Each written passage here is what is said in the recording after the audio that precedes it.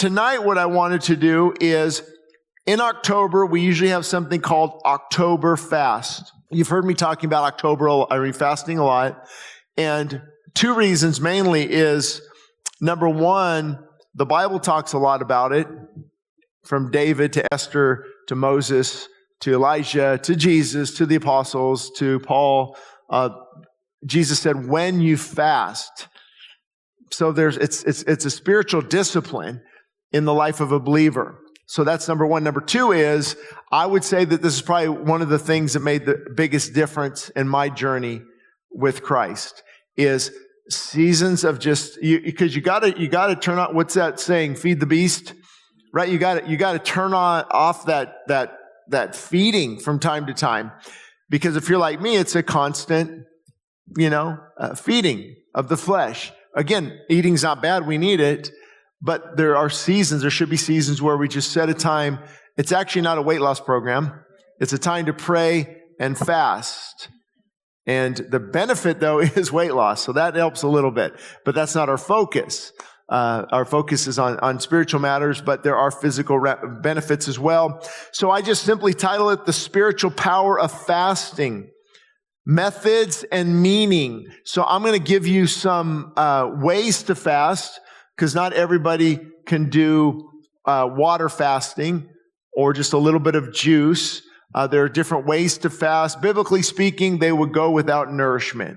So biblically speaking, it was mainly just water, and they would do it from sun up to sundown. That's the most common in Jewish history. You can read about that in some of the Jewish writings and things like that. And of course, we see examples in the Bible. But especially right now, much is being said about revival. Right? What's happening in our nation, just that spiritual awakening. And at pivotal moments like this, we've got to keep it going.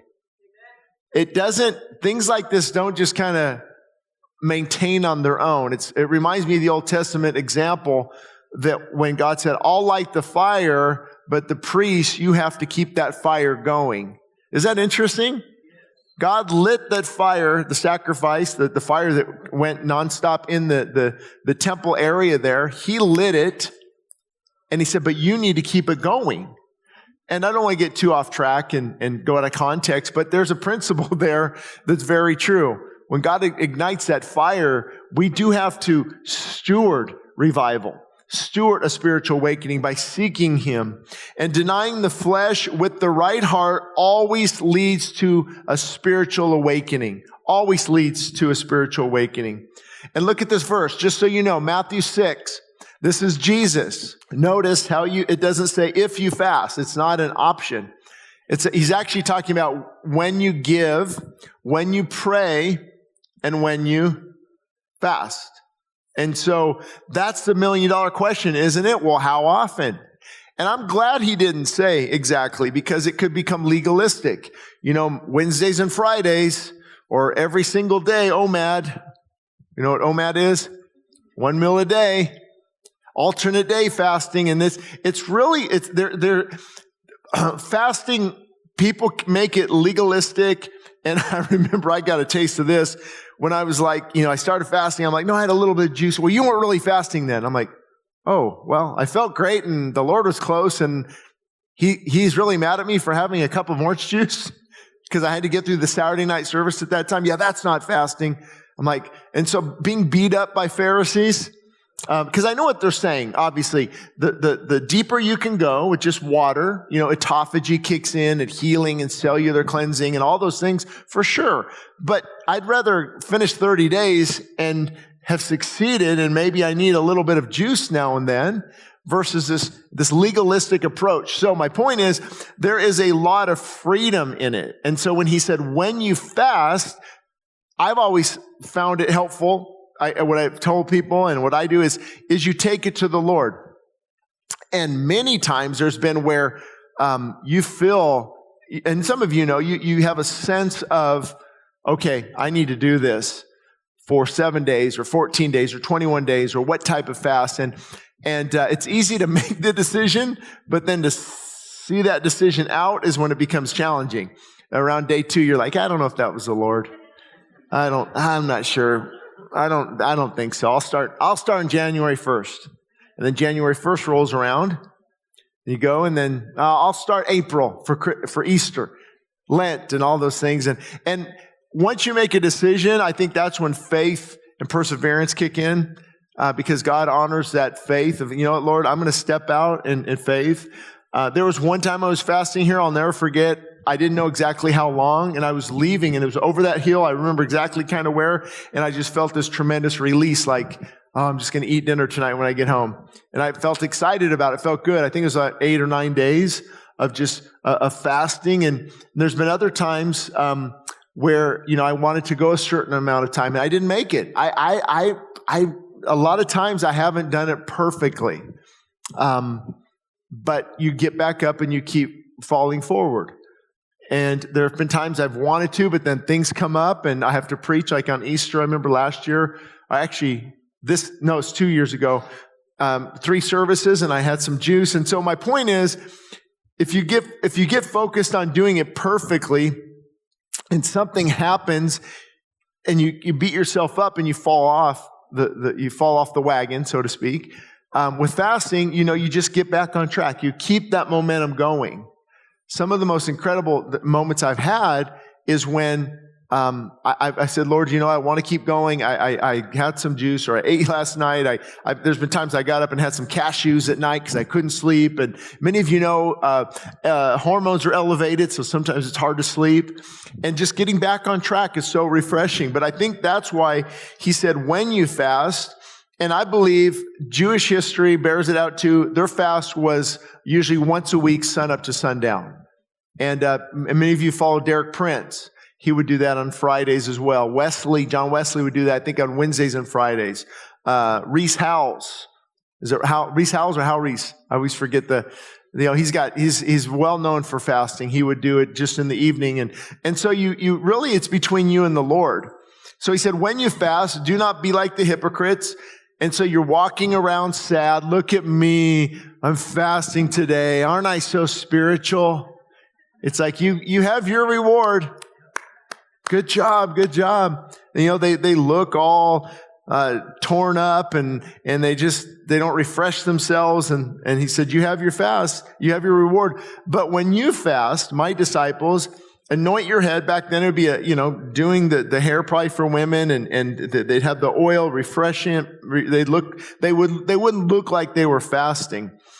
But to your Father who is in the secret place, and then your Father who sees in secret will reward you openly. So, unless I'm not quite understanding, there is a reward during seasons of prayer and fasting.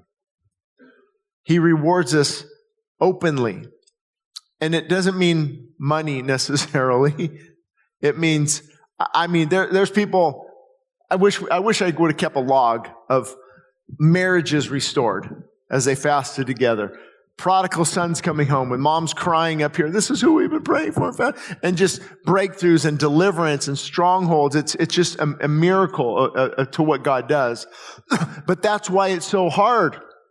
Have you got it yet that everything in the Christian faith that is hard is worth fighting for? That's why it's hard. That's why it's difficult, is because it's so important. And fasting is so important. However, there have been people who have commentators and things, and I see where they're coming from. Sometimes there are extended fasts because you're not going to look any different during it. Have you ever fasted throughout the day? I mean, that's not, you're not going to look like you're fasting. So this could be a season of maybe a 3-day, or like Esther did, or a week or something, where people took some time. It was mainly over brokenness and sin, sackcloth and ashes and fasting. And so this also could mean a season of fasting where you kind of look like you are fasting. And that's why I said, don't go around telling everybody what you're doing and trying to get reward and applause from men. And we have to be careful of that. However, anytime I call a church to a corporate fast, and I talk about it on Facebook or Instagram, I get the people who like to lecture me about this verse. But I want to remind them that there are times, corporate fasts, Joel said, call a sacred assembly, call a fast. You let people know. You let them know we're fasting. Or if it's to help others, hey guys, on day 7, here's what you have to be prepared for. It's all about the heart. Because after all, how do we know that Jesus fasted? He told people. How do we know that any fast existed? They told people. So it's not necessarily about telling. You might be good to tell your spouse or your family, and you let people know it's the condition of the heart. Look at me, how spiritual I am. And that's what their motive was. But if you tell people, and I say, you know what, I can't do dinner this week because I'm fasting. Let's reschedule. Just so they know. I don't really see there's a harm in that. But here's an interesting verse as well in Philippians. He talks about those who walk against God. He said their end is destruction and whose God is their belly. Now, of course, it's for unbelievers, but as believers too, there are times where food, especially, I've told you before, I'm a comfort eater. I gained some weight after the Charlie shooting, turn into the chocolate and the food and just feeling better and that. But if we're not careful, the belly, our God can become consuming and consuming and consuming. And they set their mind on earthly things. So what fasting does is it breaks us away from that. So as Christians, we're eating, we're consuming, we're fellowshipping, but then there has to be a time of kind of breaking away. Anybody else get in that habit of just feeding that too much? And again, it's not necessarily a bad thing, but just even too much of a good thing is not good. Did you know there's people who die of drinking too much water? They've had contests of where, I remember at a radio station, remember they had, it was one of they had a water drinking contest and the lady died. Like just a gallon of water in a short amount of time because you can flood the system. And even a lot of water when fasting, I'm one that consumes it. Maybe I'll open this up for Q&A too. When the body needs it, because it also flushes out a lot of electrolytes, and you're not going to start feeling very well if you're flushing out a lot of electrolytes. So what's the context of this verse? Again, I just explained the context. The application is to make sure we dethrone King's stomach from time to time. Because he gets on the throne, we must dethrone him from time to time. I borrowed that from Jensen Franklin's book many years ago. So fasting can also be denying a stronghold. Anybody have a stronghold in their life that deals with food or drink? Well, how do I know if it's a stronghold? Do you have to have it every day? It's got a pretty strong hold on you. Fasting allows us to break that stronghold out of our life. Caffeine's a big one. And it's a season of just denying. Now be prepared. The flesh will fight you. It will scream. It's just like a 2-year-old kicking and screaming all the way. So be prepared for those moments. It's about fulfilling the God of this, or craving, succumbing to the cravings and giving into the God of this world and our belly and all those things. It has to do with immediate gratification over future fulfillment. So fasting is about future fulfillment and denial now. But the flesh wants fulfillment now and offsets us in the future. We deal with the pain of the regret in the future. So it's either the pain of regret or the pain of discipline. Either one is going to happen. Now, there is an interesting parallel. I don't want to get too much into this, but in Leviticus 3, it talks about burning the fat on the altar, and it was a sacrifice to the Lord. Now, interestingly enough, what happens when we fast? We are burning fat, the stored fuel. It's become really popular lately with the ketogenic diet and ketones and ketone bodies. Our body switches. You've got glucose stored up in your muscle and in your liver, about 2,400 calories, 2,000 calories worth. And once that storage is depleted, about after a day or so, when you start getting angry and hungry, the body switches and it begins to burn mainly your ketones, your fat. It breaks that down I think it's called liponeogenesis, creating the fat from that, burning it down, breaking it down. And that's interesting because we are burning the fat on the altar, technically, as we seek the heart of God. But again, I'm not going to make this some doctrine and get weird about it. It's just interesting that burning the fat to the Lord was a sacrifice, and fasting is also a sacrifice. But here's some key verses on denying the flesh that might help. Matthew 16:24. Jesus said to his disciples, "Whoever wants to be my disciple must deny themselves and take up their cross and follow me." So this is an interesting part of Christianity, denying the flesh. It's not real popular, is it? If I did a sermon, hey guys, next Sunday it's going to be on denying the flesh, versus, hey guys, next Sunday, 7 ways to financial success. How to become a millionaire in 5 years. We're probably going to see a lot more people.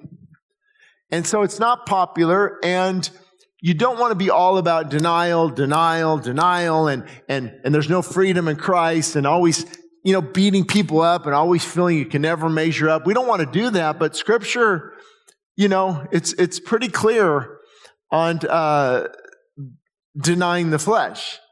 And if we don't teach on it, then I don't think a lot of people receive the benefits of it, because he said, if you want to be my disciple, you must deny yourself. I mean, it's not what you want, not about your life. You take up the cross and you follow Jesus. What about Romans 8:13? This is a good one too. For if you live according to the flesh, you will die. But if by the Spirit you put to death the deeds of the body, you will live. So again, it goes back to that pole inside. In case you haven't noticed, there's like a magnet inside. One pole to the flesh away from God, one pole to the things of God. You've noticed that? Sometimes you're doing great. You're walking in the fullness of the Spirit, and there's peace, and man, I just love my relationship with the Lord. And then other times, the flesh begins to dominate and begins to control. And he said, don't live according to the flesh, but live according to the Spirit. And Galatians 5:16. So I say then, walk by the Spirit, and you will not gratify the desires of the flesh. So that's about the flesh desires certain things. Eat too much, drink too much, sleep too much, even good things. It's just the flesh craves more and more. Laziness is a byproduct of the flesh. And so it says that, do not walk according to those things, but walk according to the Spirit. And just be glad I didn't put all the verses up here, because about 20 of them about denying the flesh. Like, make no provision for the flesh. In other words, don't plan ahead to fulfill the lusts of the flesh. Make no provision for the flesh. Take your thoughts captive, and all these different verses, but these ones are key. How about Galatians 5:24? Those who belong to Christ Jesus have crucified the flesh with its passions and its desires. Wow. Well, if I've crucified the flesh, why is it still alive in me? Have you ever thought about that? Wait a minute. You would think that it's dead. It's been crucified. It's gone. We're in heaven. No, if we had time, we'd go through, what exactly with the cross and crucified. We're no longer under the death of an unbeliever as far as, eternal damnation and all these things. We've died with Christ. The flesh is crucified. In other words, it's been conquered, but we have to walk in it. We have to make choices that allow us to keep it crucified. Because I don't know about you, but you can raise the dead of the flesh again, begin to feed it and fuel it. And that's where a stronghold forms. It begins to take over your life again. So crucify the flesh. 1 Corinthians 9:27, one we've talked about many times. Paul said what? I discipline my body. Here's a good saying for you. 7 days of no fasting makes 1 week. So the point is, that's a good rule to try to, each week maybe have a day set apart, an afternoon set apart. And if that's too hard, it really shows you how strong that flesh is. Because if I set apart, okay, every Friday I'm not eating, it's going to be tough. It just shows you how strong that the flesh is. So what I want to do now is, as we get into October fast, I'm going to give you a few tips that will really help get you going in the right direction, because that was the whole point of today. Number one, begin to wean off things now. Okay, you've got how many days till October 1st? What's the date today? 17th? So about 13 or so. Let's say 2 weeks to keep it easy. So if you start slowly weaning off things, why is that important? Because the reason 99% of most people quit fasting is because they're detoxing. It's not the food. It's the poisons. Have you ever just stopped eating sugar? I'm just going to stop sugar tomorrow. Watch out. Watch out, Jekyll and Hyde. Moody, hormonal swings, headaches. Don't even just stop. Just try tomorrow. Just stop caffeine. Yeah, I can have my cup of coffee. Give it about till 9, 10 a.m. And you watch. You're going to snap.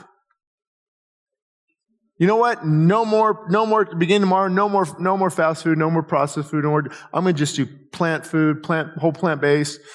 Watch how you feel. Nobody's going to want to be around you around dinner time.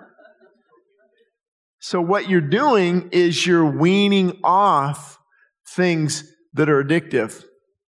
Now, if God tells a person, hey, I want you to start fasting tomorrow, I've heard a miraculous stories where there's been no withdrawals, and people are like, no, it wasn't as hard as I thought. I'm like, well, good for you. Man, that must be nice. But some people have a very difficult time. So it does help to begin weaning off of those things. I mean, while we're on it, take the caffeine, for example, half the amount of caffeine tomorrow, half the amount the next day, half the amount the next day, half the amount, and you eventually get down to where the withdrawals aren't that bad. You're sleepy, but you're feeling better, and then you can go into the fast. You know, I'm off of sugar, I'm off of processed foods, and you can go into that fast. It's just a lot smoother. Because if not, you're going to be like a heroin addict the first couple of days, withdrawing from all these things. Does that show you how powerful food is? Because of some of the books I have, I think they're back in the 1800s, like Dr. Shelton, Herbert Shelton, many of you probably heard, some of you may have heard of. Can't remember the other names. But when they would go into fast, they weren't coming off of all these chemicals. They were just like, I'm kind of hungry and my body's a little tired, but I feel pretty good.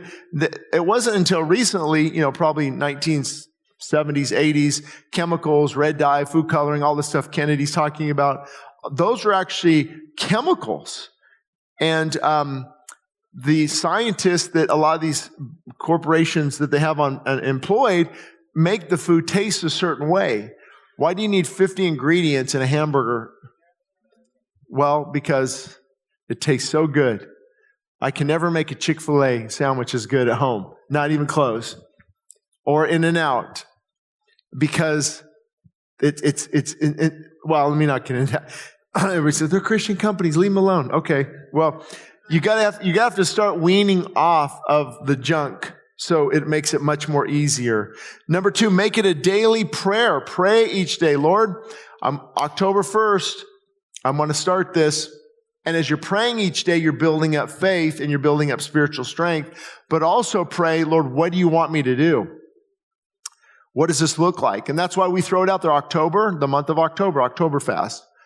You can do anything you want for 31 days. If you really want to do it, couldn't you? Let's just say, if on day 31 you made it through the whole day, you got $100,000. I bet you could fast for October. Don't you think? We would do whatever it took. Wouldn't you? Maybe some of you are like, no, I'd still eat. Okay. But see why? Because the motivation is greater than the pain. So if you focus on this deep, meaningful relationship with God that can be literally would be life-changing. Focus on that motivation. Lord, I just want you and all of you. I take that over it doesn't matter. You can't put a price on intimacy with God. So again, it's all about the motivation. We can do hard things. Actually, we were designed to do hard things. How many of you heard the word hormesis? Hormesis means that it's actually putting stressors on the body that actually have a good outcome. That even though it's a stress to the body, exercise, did you know, is a stress to the body? But it's good in the long run. Fasting is a stress to the body, but it's good. Doing hard things really can wake up the body. Begin journaling as well. For many of you, begin writing it down, noting your prayers. What are you praying for? Be specific and watch us, because as God begins to answer those, I'm telling you, that's motivating. You're into your day 6 and your prodigal called you. I can't believe they're asking, I can't, and you go back, oh, I prayed for this, or I prayed for this breakthrough, I prayed for this, and you begin to journal, because see, it's a journey in October. Oktoberfest, it's a journey of ups and downs and highs and lows and valleys. Also, it's getting us ready for Rend the Heavens. Man, when you get a lot of people coming hungry for God, watch out. It's a lot different than normal church, because we're hungry for more of God. You get a room like this filled with people hungry for God, it's incredible what God will do. So begin that journaling. Look at the calendar and be selective. This has taken me out more times than I care to mention. Not preparing for the baby shower, the potluck, the birthday, the eating out, the potluck. And when I get to say, oh yeah, this is more important, I'll just fast next week. And then next week turns into next month. The next month turns into January 1st. I mean, at this point, we're all, well, let's just wait till January 1st. Let me pig out during the holidays. So when you set this up, you look at the calendar and you're selective. Okay, this month, I'm really going to seek, I'm not going to be able to do as much as I used to do, or you plan ahead. And I'm going to talk about the different fasts in just a minute. You plan ahead, you bring maybe your own juice, or you don't commit to things. For me, again, personally, I know we're all different. The morning's not that hard at all. 9, 10, 11, 12, 1, 2. I can do stuff. I can stay busy. I can go to breakfast with people or even lunch, and I can just have nothing. But after about 2 or 3, that's when it's hard. Especially if they're at dinner and things. So the morning's always easy. So I have to remember that to maybe meet with people or different things more in the morning time versus the evening time, because it's going to be, and my wife knows, we probably won't have as many plans in October for sure. Just kind of ease a little bit instead, because again, it's praying and fasting. So when you miss the meal, you don't go watch Netflix. You might for a couple days to get through the withdrawals, but it's to take time with the Lord. And then 5, be prepared. What will be the biggest challenges and how will you respond to them? For example, I know right now my biggest challenges, I already told you, are nights. So Wednesday nights are going to be tough because I can't just lay down. Right? We're going to have nights of worship. I'm talking to people. And so how am I going to be prepared? Because anybody like to go home from Wednesdays and eat? Nobody here? You all fast when you get home. That's amazing. Snacks, ice cream. Come on, guys. Let's be honest. Let's try this again. Who eats something when they go home? Joe, you don't? Oh, wow. Good for you. That's actually, guys, I'm proud of you guys. That's pretty good. But for me, right, stressful evening, speaking, go home, make something. And so now I got to just go home and go to bed. Maybe take some melatonin or valerian root or magnesium citrate and help me fall asleep. I'll bring a little bit with me to get me a little tired So my point is being prepared. Do you have a big event coming up where you're going to need a lot of energy? A Grace Fest event, right? It's coming up, but it's in September. Something like that where you've got to, because that's where you fall off track, is when you're not prepared. And even long drives, I won't do. I'll probably have, I'll back because you don't want to really be driving when blood sugar levels are dropping and you can't concentrate as well. So it's so important to just be prepared. What are the biggest challenges you might have? And then number 6, realize this, the real battle is in the mind. That's where it's not the body. It's not how you feel necessarily. It's in the mind. Read the word and pray often. That's how you stay focused. Reading the word and praying often. And don't beat yourself up if you don't feel like it. Sometimes all day I don't feel like it at all because I don't feel good. Because the body is detoxing. What happens too is your fat breaks down for energy and your fat stores, how many of you know this, chemicals, glyphosate from Roundup and chemicals and things that are now being released into the bloodstream. Not to mention ketone bodies are now being used. And so we just don't feel that great. And don't beat yourself up if you need to maybe miss a day, but just pray and then you get back into the word. Also, I think this is important, watching motivational videos, not Carl's Jr. commercials.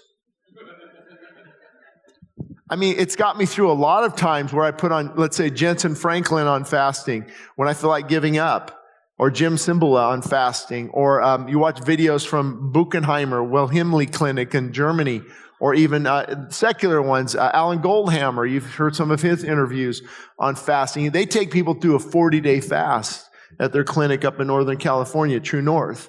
And watching those and listening to the success stories and listening to the people, lives that were changed, the cancers that were reversed, the tumors that were shrunk, people maybe juice fasting or juice feasting. And there's lots of different things you can do, but you stay motivated.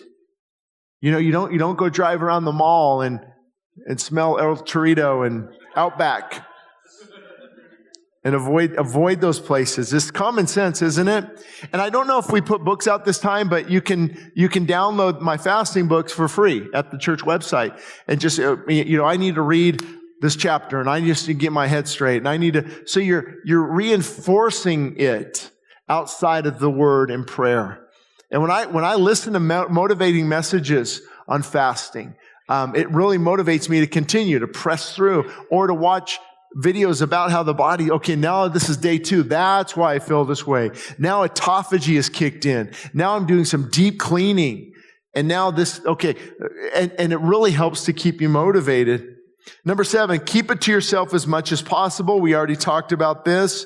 Another reason to do this is because how many of you know not everyone's a fan of fasting? Boy, I found this out again back in Lancaster when I started fasting. What, you haven't eaten today? No. Oh my goodness, Pastor, your belly's going to shrink up or something. You're going to die. You got to have, there's so many myths out there. Actually, fasting doesn't kill us, overconsumption does. If we want to be, truthful about it, you're actually designed for seasons of feasting and fasting. We were designed to have seasons where we don't eat for a couple of days. That's why that popular one, alternate day fasting, is to me, it seems biblical as well because, let's say 1,500 years ago, you've got your raisins, you've got your walnuts, and you're out. You might go a couple days before you come across a blackberry bush. We were designed. That's how we were designed. We were designed to eat every 2.5 hours, 3 hours. How many snackers out there? Will, come on. No, you're not a snacker?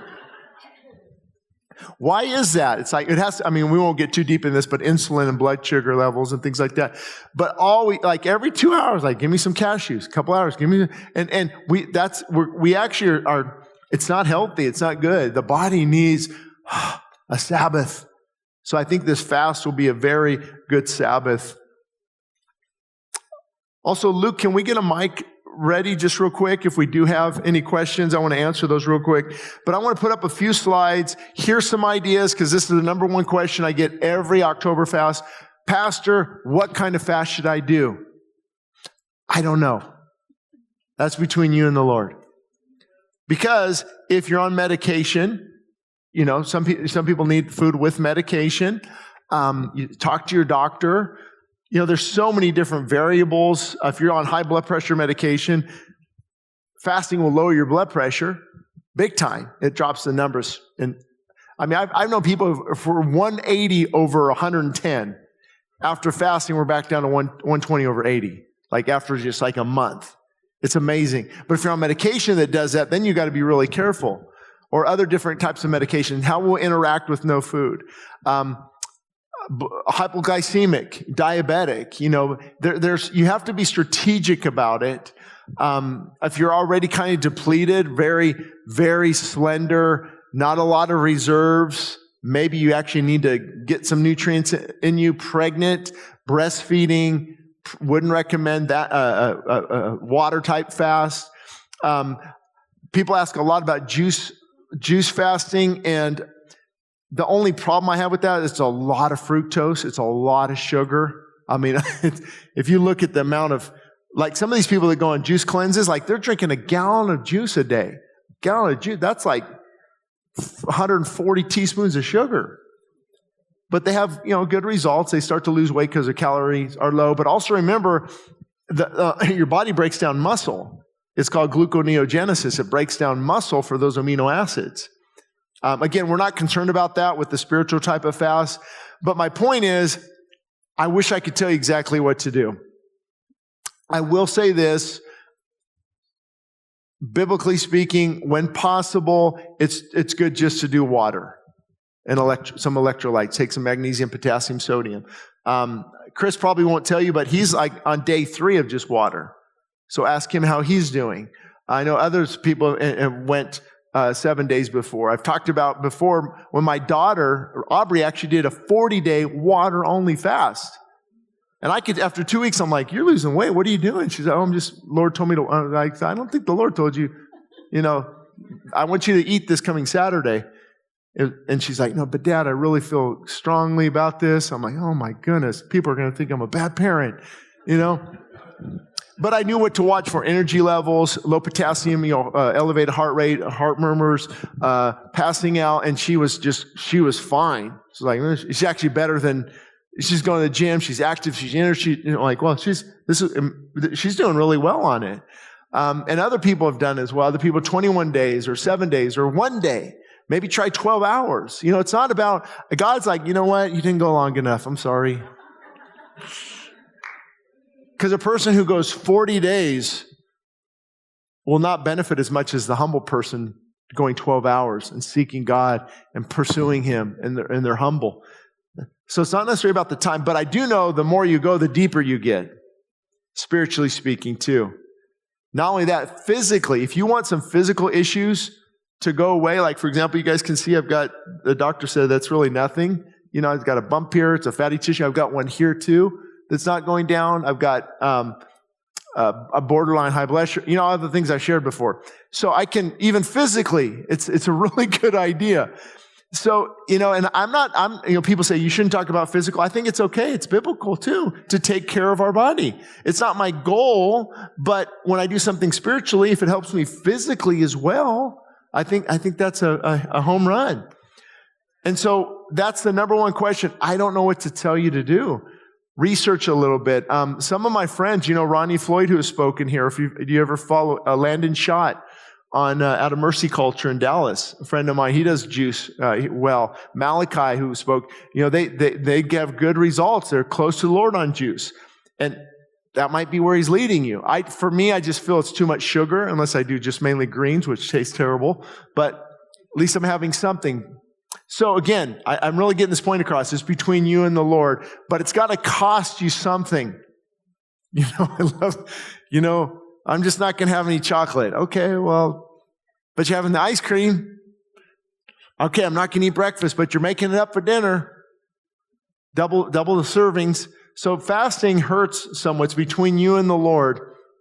So here's a few suggestions. I think we've got October fast. So this is the one I talked about before. You can watch their videos online. It's actually a very successful program. They've been doing it over 100 years. It's out of Germany and Spain. And they limit it to just 250 calories of juice. It's about a good size juice. That's all they have for some bone broth a little bit later. The reason is it's just enough energy to keep you functioning. and they work out a little bit and they rest. And so that's usually what I do, like around when I did that last one at Easter or something. Cause, if I don't want to come up here and speak, I'm tired, then I need a little bit of orange juice. Okay, I got through it. Now I'll go home and go to bed. And so it works pretty good. People on this go long. People went 40 days, 50 days, 3 weeks. And it's a really good program. It's backed by science. Next slide. This one will work as well. Again, this was emailed out. So if you need, again, you can talk to the office. This is a good approach. Abstain from food. Longer. 7 days, try 16 hours. 7 days, do 18 hours. Another 17, do 20 hours without eating. And then for 7 days, try 1 meal a day. And then, so there's things where I think if you have, okay, Lord, here's my commitment, here's what I want to do. Because if you're like me, if you don't have it just like what you're going to do, it doesn't happen. It's like, okay, tomorrow I'm doing this. But then I'll switch it to this. But now I'm going to switch it to 3 meals a day. And now I'll switch it. This at least gives you some type of plan to do. And then at the end, you'll be ready for a 3-day water fast. Because this actually gets your body ready for it. Slowly, it walks you into those deep waters. Or another one that we're emailed out, and we'll email all this out again. 6 days, just eat fruit. And then 6 days, juices. 7 days, just water. And then back to 6 days, fruit. 6 days, raw food, nuts and things like that. It's a commitment to the Lord. That would be more like a Daniel fast. And I think we have another one up there as well. That's the Daniel fast. I call it the Daniel Healthy Eating Program because, but it's not that easy. Have you ever tried cutting out meat, dairy, and sugar and sweets and all the good stuff? Man, it's not easy either. It's denying. But what happens, like, Lord, I really want this, but I'm not going to get it. I'm going to seek you. I'm going to read and then sometimes you'll open up Isaiah and it just comes alive. Or the Psalms, they'll come alive because you're starving the flesh. You're telling it no. So choose what works best for you. Is there another one up here? Will, I think Leona did these slides too, by the way. Good job on these. I don't know if we have one more up there. That's all 4? Okay. So again, if you need these can be emailed out. They can be printed out for you. They're in my books as well that you can download. The key is to have a plan and then hold to that plan. And even if you say, I'm going to do water only, and you switch to juice, it's okay. You stick with that.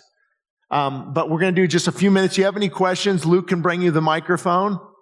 And just raise your hand and say if you have a question. We'll try to answer it real quick. Mike, I knew you were going to have a question. I did 21 days, and you know that. I remember that, yes. So my question is, in the beginning of October, I have a physical. Okay. At Kaiser. So is my levels, when they do all the blood work and all that, is my doctor going to go, what the heck's going on? So you're going to do the blood work before the fast? Or after? No, I'll be in the middle of it. You'll be in the middle of, okay, so I would. Of a fast, so it's like I won't be eating anything. Yeah, if you do, again, that's why it's good to keep your physicians in the loop, because if you fast and you're in the middle of a fast and they take your blood work, it's gonna definitely play a role in triglycerides and cholesterol level, HDL, LDL, even your glucose levels and things like that. So you let your doctor know, hey, I'm in the middle of a fast, or personally, you could postpone it. Maybe we do it at the beginning of the fast and then do it again later or after the fast is over. But yeah, I would let them know because it will definitely, your body, people have been fasting and they'll do that and it kind of messes them up because it's like my cholesterol is high and I'm fasting. How is that possible? Well, did you know your body produces cholesterol? You don't need to eat it. It will produce it. And that's why some vegans have high cholesterol. Well, I'm not eating eggs. Your body makes it because it's actually a very good hormone. Cholesterol is very good for the body. So if not, ask me afterwards. Anybody else? She's got a good question. Is it okay if I fast to 12 or 1? Is there a difference? And again, that's why the big thing is, what does God want you to do? You know what? Because then you stick to that commitment and you're flexible. But here's where it gets hard for me, because if we're talking about spiritual matters and physical, I mean, physically, yeah, it's better to go as long as possible. The deeper you go into autophagy, the better for healing. Spiritually speaking, if you say, okay, Lord, every day at 2:00, I'm going to eat, you've made that commitment, you seek Him in the morning, I think it would be fine. So it's between you and Him, really. But yeah, no, there's no difference other than physically, it's a big difference. The longer you go fasting, like between, if you guys need to leave too, you can get the kids. Just being honest, I would love to just go somewhere and do a 40-day fast. Like the healing that would take place, the amount, but it's just, probably not going to happen. The deep amount of physical healing too that could really happen. Joints, anybody have joint pain? What's that caused by? Arthritis and toxins in the body, and that can really get clean, and you'll feel a lot better. Any other questions on this side? I have Back one. here. I have one more. Will, question. go ahead. Yeah. But speak loud because it's hard to hear you. During the fasting, I don't eat meats, but during the fasting, and say, for example, I end up eating something and I ask God for forgiveness right away, can I still continue or that stop there? If I'm fasting, right, I'm fasting and then I forget I was fasting, whatever, or I eat something. Oh, yeah, I've done that before. before. Then I remember. Mm-hmm. Oh, yeah, absolutely. Can I continue? Absolutely. I can't tell you how many times, I'll go home and I'll make something. I'm like, oh my God, I'm supposed to be fasting. So you get right back on track. Because again, we can't make this legalistic. Like, I blew it. Oh, forgive me, Lord. And it's kind of, it should be, fasting is like a treat to go in deep and seek the heart of God. Talk to Jenny too. She knows. She's done a lot of fasting. There's people you can talk to, or Mike. But no, I would just get back on track. And get right back on track, and it's as if nothing even ever happened. How do you find a doctor who is on board with that? Because Good a lot luck. of doctors are, they want to give you the statin drugs. They want to. Yeah, I know. They're not into fasting. It's hard, huh? Remember Dr. Paul, my doctor who spoke out here at the health seminar? I don't know if you guys. No, I didn't see that. Met. He'd be good to watch his YouTube videos and stuff, but he's got private practice. He doesn't take new clients. I actually just talked to him this week about it. The medical industry is about 20 years behind where they need to be. They're not quite caught up. They have about 4 hours of nutrition. They don't know. It's wonderful for fixing bones, car accidents, but when it comes to taking care of the body, they would tell me, no, you don't want to do that. And they need to lose 80 pounds. My position, he's like, my cardiologist is really overweight and they don't know a lot about it. So what I have done in the past, whether it was Joshua Medical or other ones I went to, I said, okay, here's what I'm doing. I'm going to fast for 2 weeks and I need you to watch. And then you tell them what you're doing. If you ask them, then they might not, agree with it. But say, I'm going to fast for 2 weeks. I want you to look at my blood work now and then at the end. And then actually a lot of times it comes back much better and they're convinced of it. But yeah, you can call around too and find doctors that are on board. There's more and more. Dr. Jason Fung, you can watch his YouTube videos. Dr. Peter Attia, you can watch his YouTube videos. Dr. Paul Saudino, you can watch his YouTube videos. Thomas DeLauer on YouTube, you can watch his videos. I mean, there's Huberman. You ever watch him? Dr. Huberman. I mean, there's lots of doctors online you can watch their videos and get the information. And some of these fasting clinics do online help. So they'll monitor you each day online with the Zoom. I'm not sure of the cost, but that's what I would do. She has one up here too. Yeah, what she's talking about is binders like charcoal, activated charcoal and things like that. So there are things out there where you can take. They believe, and I believe in activated charcoal. It's helped my stomach so many different times. That'll bind to toxins and help you release them. I leave that up to the individual. I personally don't do that. And I know during a juice fast, some people will take those binders, and I can't remember what it's called, where it really helps to eliminate a lot of the buildup. And that's a whole other thing, mucoid plaque. I've talked to people who've looked in intestines and they don't see it, but then other people feel like they've really released a lot of it. And so, but no, personally, I don't take any of those things. I look at how God created us. And the body is wonderful at cleansing itself. But I'm not against it either. I think there's some good things to that as well. Will asked, what do I think about a social media fast? I think it's actually a great idea. I would definitely do it. And if that's what God wants you to do, I would probably also try to incorporate some type of appetite fast with that.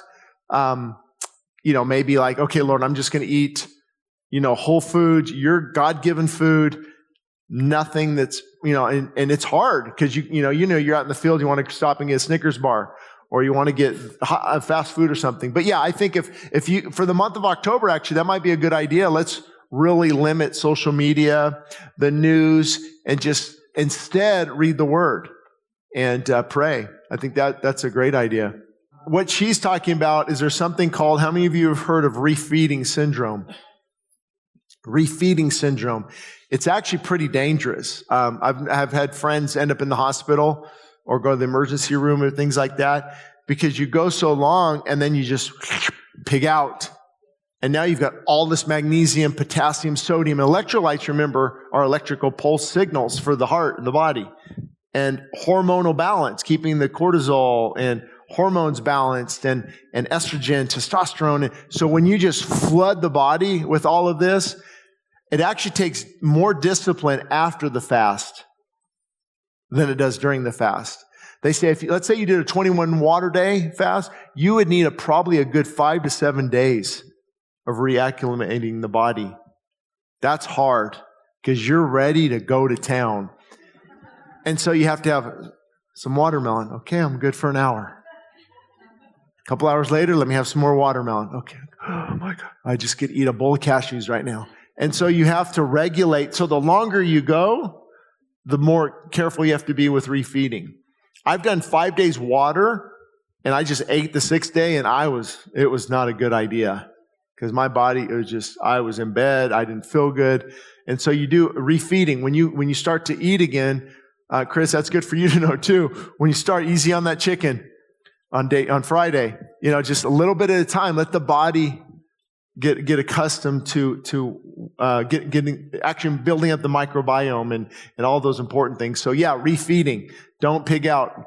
I try to give myself, if I'm fasting for a week or two, I'm also planning on the 3 to 4 days after it. I'm not going to go to a birthday party or potluck on the day I break it. So you have to be prepared. Also keep in mind, we're going to switch for just a minute on the physical aspects of this. You've heard the diet effect, or the dieting, yo-yo effect of dieting. People gain all the weight back in fasting. If you go back to the same lifestyle that puts you in the position, you will gain the weight back. And sometimes even quicker, because the longer you go, you probably will burn some of the muscle as energy. Not a lot, just a little bit. It breaks down gluconeogenesis, right? The muscle breaks down in order to fuel, especially if you're working out and you're very busy, your body's going to burn down a little muscle. So now you go back to eating like you used to. Your metabolic rate takes a little bit of time, a couple weeks to build it back up. But now you can't burn as many calories as you once did because you don't have the muscle mass density like you once had. And so now your body's going to put it on again. Your body always wants to go back to where it was. And so for me, fasting can also be a lifestyle reset. Okay, I'm going to get down. Let's say you lose 25 pounds. You'll probably you're going to gain 10 pounds of that back. You got gut bacteria, you've got the fiber, you got the water. A gallon of water weighs 7 pounds. You're going to get that water. So I wouldn't worry about the first 10 pounds. You want to do that. But then slowly you want to build it, back up. And again, it depends what your relationship, what type of fast it is. So the whey, protein shakes and creatine, things like that, whey would actually prevent the muscle from being broken down, because you're taking in those amino acids. And creatine is what they consider cell volumizer. It adds fluid to the cells, and a lot of other things creatine does, along with L-glutamine and things like that. So it depends how technical you want to get. Like for me, if it's a spiritual fast, I kind of don't worry about those things. I just jump into it. You do have other questions. Again, the book's online. We'll answer, can I exercise? What types of food? Can I have coffee? What kind of juice? I really answer a lot of those. Electrolytes really help because that's why you feel sick a lot of times.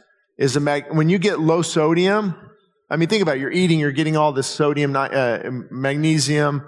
And when you start to take those, you actually feel better.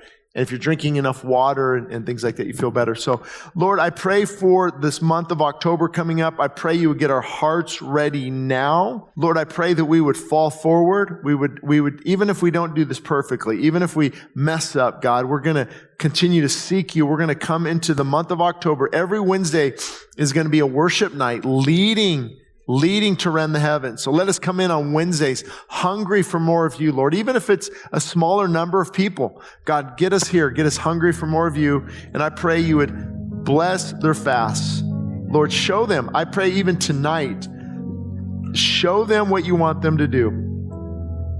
31 days. What do we do during those 31 days? Maybe somebody can only do 7 days or 5 or whatever it is. Lord, you show them, you give them peace about that decision and direct us in Jesus' name. Amen. Amen.